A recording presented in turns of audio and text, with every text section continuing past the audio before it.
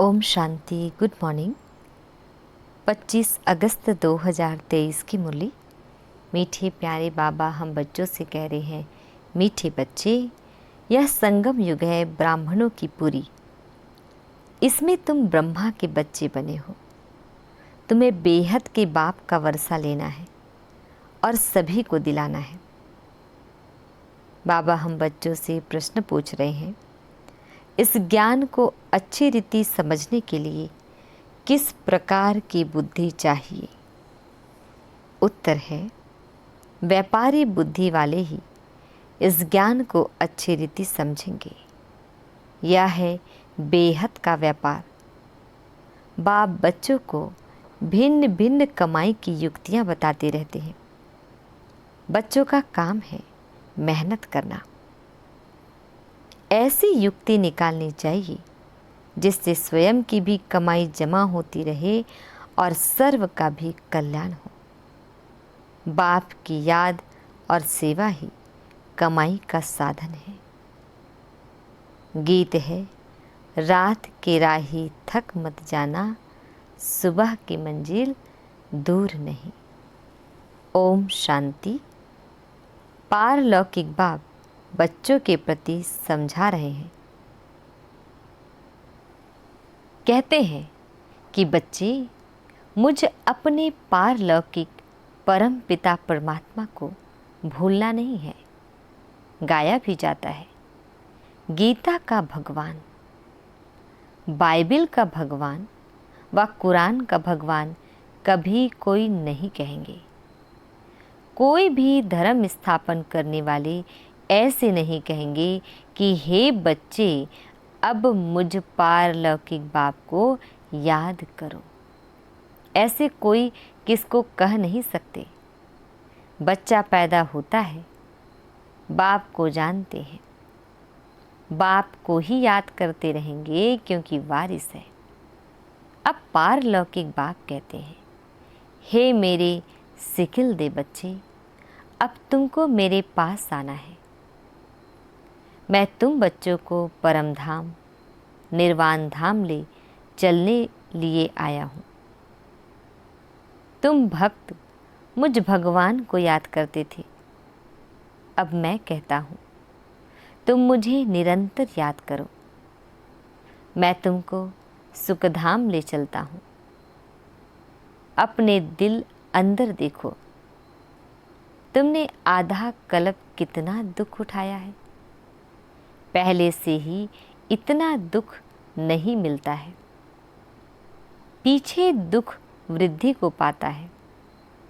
अब पारलौकिक बाप कहते हैं, मुझे याद करो। सभी धर्म वालों को कहते हैं, हे मेरे बच्चे, तुम अपने को भाई भाई समझते आए हो। अब तुम आत्माओं का जो पारलौकिक बाप है, जिसको सब जीव आत्माएं दुख में याद करती आई हैं, वह अब ब्रह्मा मुख कमल द्वारा तुम बच्चों को समझा रहे हैं। समझानी दी जाती है ब्रह्मा मुख वंशावली ब्राह्मणों को। प्रजापिता ब्रह्मा को सिर्फ कुमारियां ही नहीं थी, कुमार कुमारियां दोनों थे, भाई बहन थे। ब्रह्मा कुमार कुमारियां, एक ही बाप के बच्चे, एक ही दादा के पोत्रे पोत्रियां ठहरे। तुम बच्चों को सम्मुख समझाया जाता है। तुम सम्मुख सुनते हो, समझते हो कि हम निराकार शिव बाबा के सब बच्चे हैं। बरोबर हम ब्रह्मा द्वारा शिव बाबा से स्वर्ग की बादशाही पाने के लिए राजयोग सीख रहे हैं। परम पिता परमात्मा ब्रह्मा मुख द्वारा जो तुमको समझाते हैं, वह फिर औरों को समझाना है। जो लौकिक भाई बहन हैं, उन्हों को समझाना है। तुम हो गए पारलौकिक। पारलौकिक बाप से तुम वर्षा लेते हो। तुम कहलाएंगे पारलौकिक भाई बहन, वह हुए लौकिक भाई बहन। तो बाप समझाते हैं, बच्चे हुबहू 5000 वर्ष पहले मुआफिक तुम बुद्धि का योग लगाओ तो तुम्हारे विक्रम विनाश हो जाएंगे, पाप भस्म हो जाएंगे। बाप की याद को ही योग अग्नि कहा जाता है। इस सर्वशक्तिमान बाप की याद में रहने से तुमको शक्ति मिलेगी। वह एक ही निराकार बाप है। इस ब्रह्मा मुख से सुनाते हैं, जरूर रथ तो चाहिए ना, जिस रथ के ऊपर उनकी सवारी हो। यह रथ है, इसमें परम पिता परमात्मा सवार हो। बच्चों को यह सिखलाते हैं। इस सृष्टि के आदि मध्य अंत की समझानी देते हैं, जिससे तुम भविष्य में चक्रवर्ती राजा रानी बन जाएंगे और निरंतर याद करने से विकर्माजीत बन जाएंगे, पावन पुण्य आत्माएं बन जाएंगे।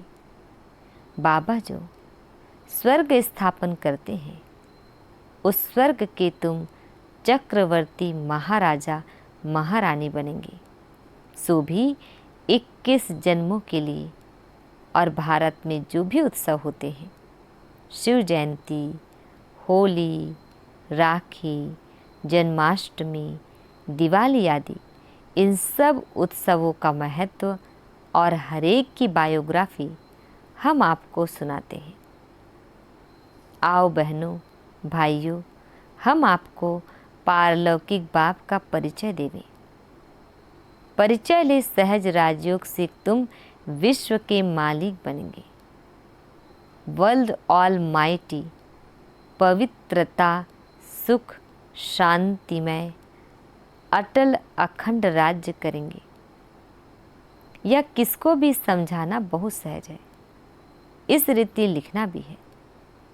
बाप के समझाए हुए यह राज हम तुमको समझाएंगे। बाप के बच्चे बनेंगे तब तो वर्षा मिलेगा ना। तुम भी बेहद के बाप से बेहद का वर्षा आ कर लो। जन्म जन्म तो हद का वर्षा लेते आए हो। वह है दुख का वर्षा, क्योंकि यह है ही रावण राज्य। राम के राज्य में सदा सुख था, फिर माया रावण के राज्य में तुम दुखी हुए हो। या तो तुम कोई को भी समझा सकते हो, पब्लिक भाषण में भी तुम समझा सकते हो। ऊंच ते ऊंच है भगवान, फिर है ब्रह्मा, विष्णु, शंकर, फिर उन्हों की महिमा। गाया भी हुआ है, ब्रह्मा द्वारा स्थापना तो जरूर वह स्थूल वतन में होगा। ब्राह्मण है ब्रह्मा की संतान, उनको ही प्रजापिता ब्रह्मा कहा जाता है। पहले पहले ब्राह्मण वर्ण चाहिए। ऊंच ते ऊंच है ब्राह्मण वर्ण। कौन स्थापन करते हैं? परम पिता परमात्मा। पिता के सब बच्चे ठहरे। ब्रह्मा द्वारा इन ब्रह्मा कुमार कुमारियों को बैठ पढ़ाते हैं। यह संगम युग है ब्राह्मणों की पूरी। फिर रुद्रपुरी में जाकर विष्णुपुरी में आते हैं। पहले पहले रुद्रमाला में वह आएंगे जो निरंतर याद करेंगे। सूर्यवंशी, चंद्रवंशी राजाएं बनते हैं ना। तो इस समय परम पिता परमात्मा द्वारा राजयोग सीखने से राजाई पद पाते हैं। बाप कहते हैं कि निरंतर मुझ बाप को याद करो, बुद्धि का योग मेरे साथ लगाओ। यह है रूहानी यात्रा। जन्म जन्म से तो जिस्मानी यात्राएं करते हैं, अब बाप आकर रूहानी यात्रा सिखलाते हैं। कहते हैं मुझ बाप को और स्वीट होम को याद करो, जहाँ से तुम आए हो पाट बजाने। तुम गोरे थे, विश्व पर राज्य करते थे, फिर तुम कामचिता पर बैठ काले हो गए हो। सुंदर से श्याम बन गए हो। भारत बड़ा सुंदर था, नाम ही था स्वर्ग, अब तो नरक है ना। तुम ही पूज्य से फिर पुजारी बनते हो, तो ऊंचते ऊंच भगवान फिर शिव, फिर है ब्रह्मा विष्णु शंकर। इन द्वारा बाप कार्य करवाते हैं, इन्हों को निमित्त बनाया है, करण करावनहार है ना। ब्रह्मा द्वारा भारत को स्वर्ग बनाने के लिए राजयोग सिखलाते हैं। बाप कहते हैं कि यह राजयोग सिखलाकर पूरा करूँगा तो फिर विनाश होगा। फिर जो नई दुनिया स्थापन करते हैं उनमें जाकर राज्य करेंगे। फिर जितना जो पुरुषार्थ करें, सारा पुरुषार्थ पर मदार है।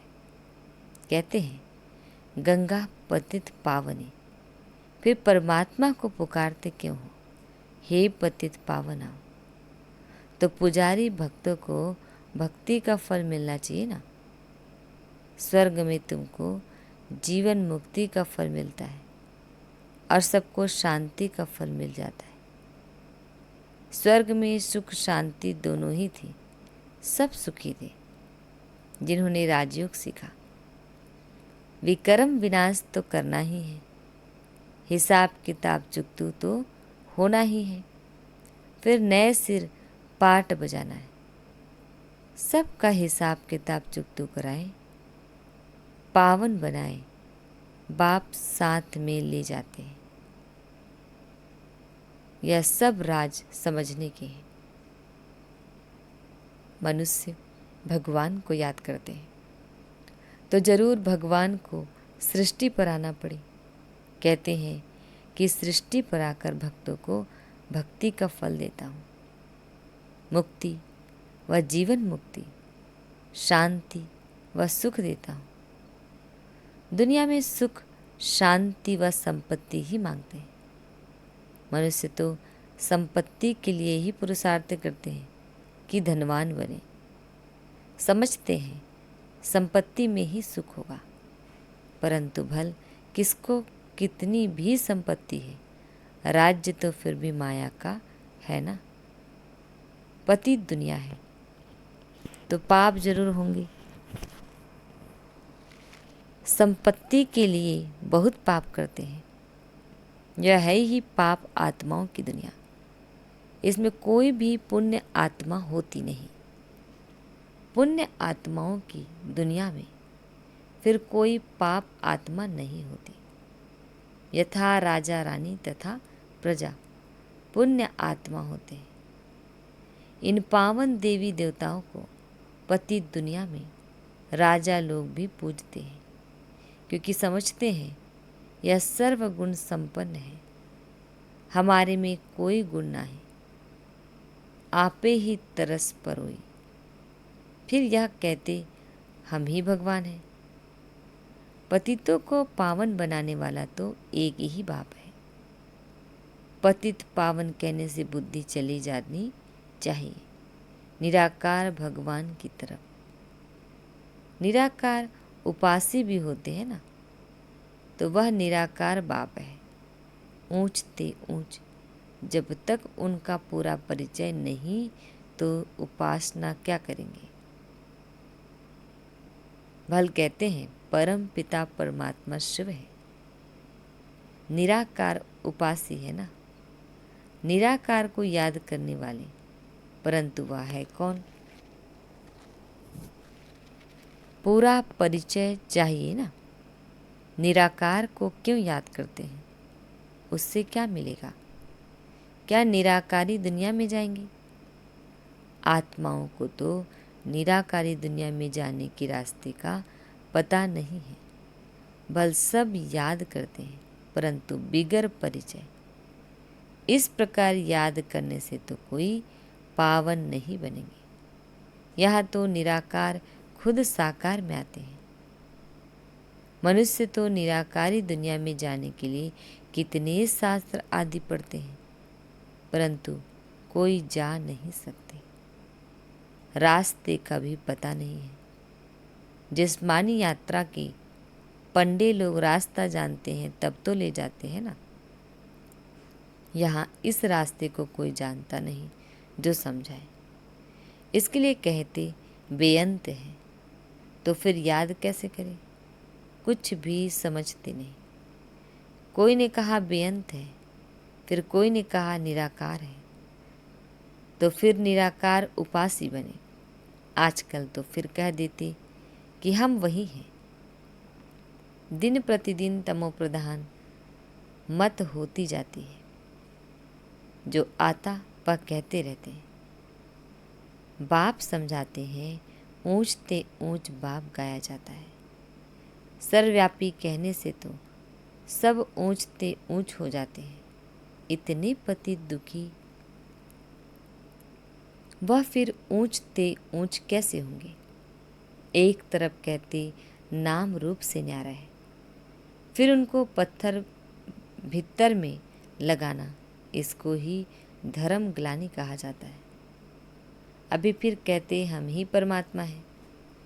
अभी जो कुछ पास्ट हुआ सब ड्रामा है, वह फिर भी होगा।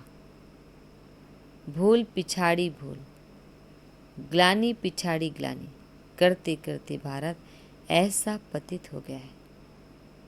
बाप का परिचय तो सबको मिलना है। तुम्हारा प्रभाव निकलेगा, इतने ढेर ब्रह्मा कुमार कुमारियों द्वारा ज्ञान मिलता है। यह तो बरोबर परमपिता परमात्मा की ही बात है।